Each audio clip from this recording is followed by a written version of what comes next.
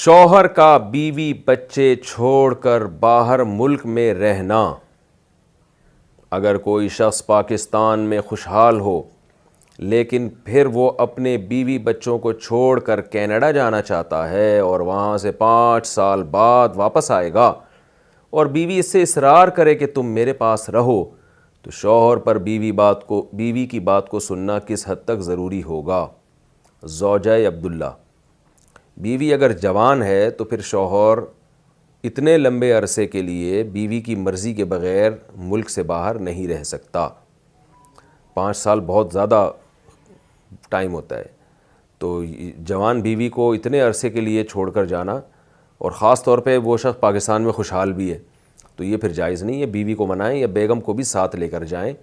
اللہ تعالیٰ نے قرآن مجید میں جب رشتوں کا تذکرہ کیا ہے نا، تو باپ کو باپ کہا، جیسے قرآن میں آتا ہے یوم یفر المرء من اخیہ، فرمایا قیامت کے دن انسان اپنے بھائی سے دور بھاگے گا۔ قیامت کی ہولناکیوں کا ایسا منظر ہوگا کہ انسان اپنے بھائی سے دور بھاگے گا، تو بھائی کو اللہ نے بھائی ہی کہا ہے۔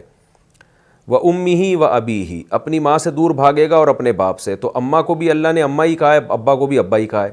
لیکن جہاں بیوی کی باری آئی تو بیوی کو زوجہ کہتے ہیں، لیکن قرآن کیا کہہ رہا ہے؟ وَصَاحِبَتِهِ، اور اپنی صاحبہ سے بھی دور بھاگے گا، یعنی بیوی کو اللہ نے صاحبہ کہا ہے۔ صاحب کسے کہتے ہیں؟ صحبت سے نکلا ہے، آپ کے ساتھ رہنے والی۔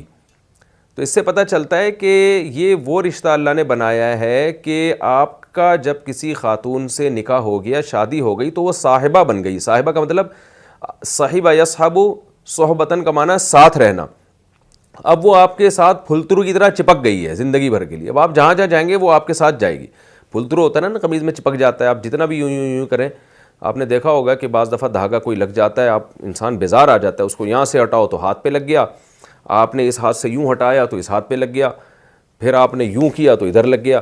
تو اب جب آپ کی کسی خاتون سے شادی ہو گئی ہے تو سمجھ لو کہ اب وہ پھلترو کی طرح آپ کے ساتھ چپک گئی ہے۔ اب آپ دنیا میں، یعنی میں خواتین کی توہین کے طور پہ یہ لفظ استعمال نہیں کر رہا، مردوں کو سمجھانے کے لیے کہ اب آپ کو وہ پسند آئے یا نہ آئے، تو آپ محبت سے اس کو اپنے ساتھ لے کے جائیں یا پھلترو سمجھ کے لے کے جائیں۔ اب سمجھ لو کہ بس رشتے کا مطلب ہی یہی ہے کہ ابھی آپ کے ساتھ ہے، تو اب آپ کو اس کو اتنے لمبے عرصے کے لیے اگر آپ سفر میں جا رہے ہیں تو اس کو ساتھ لے جانا پڑے گا۔ ویسے بھی ایک عورت کے ساتھ ظلم ہے کہ ایک آدمی بیوی یہاں اور 5 سال کینیڈا میں جا کے وہ گزارے، تو میں سمجھتا ہوں کہ یہ کسی بھی خاتون کے ساتھ ایک قسم کی زیادتی ہے، اس کو شوہر کی نعمت سے ہی محروم کر دیا آپ نے۔ تو بہرحال شوہر کی بیوی کی مرضی کے بغیر رہ نہیں سکتا، تو اللہ نے قرآن میں صاحبہ فرمایا کہ ساتھ ہے، تو اب سفر میں بھی ساتھ، حضر میں بھی ساتھ۔ ہاں کبھی وقتی سفر ہوتے ہیں، ادھر ادھر انسان کو ضروری جانا ہوتا ہے، اس میں نہ لے کے جائے، لیکن اتنے لمبے عرصے کے لیے یہ بالکل بھی مناسب نہیں ہے۔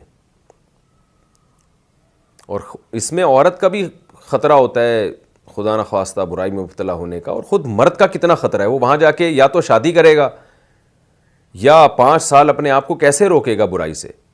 اگر شادی کرتا ہے تو پھر عدل کیسے کرے گا؟ یعنی عدل کا بھی تو مسئلہ ہے نا، دونوں بیویوں میں برابری کرنی ہے۔ 5 سال اس زوجہ کے پاس رہے گا تو اس بیوی کا کیا ہوگا بیچاری کا؟ تو یہ سارے مسائل پہلے سوچنے چاہیے انسان کو۔